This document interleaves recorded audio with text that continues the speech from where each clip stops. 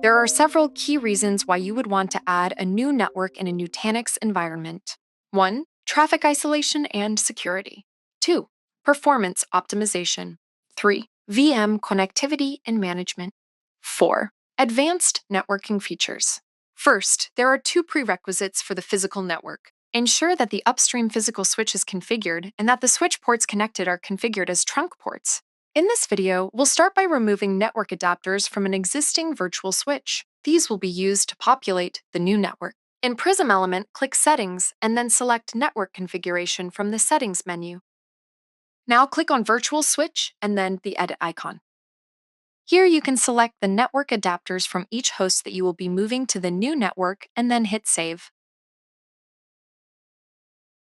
This will begin a rolling update across the cluster so the network adapters can be safely moved. Now back in Network Configuration, in Virtual Switch, and click on Create VS. Create a name and click on Next. Now select the adapters from each host you'll be adding and then click on Create. There's one final step. Let's create 2 subnets on the new virtual switch by clicking on Create Subnets button. Here you will name and configure each one, then hit Save.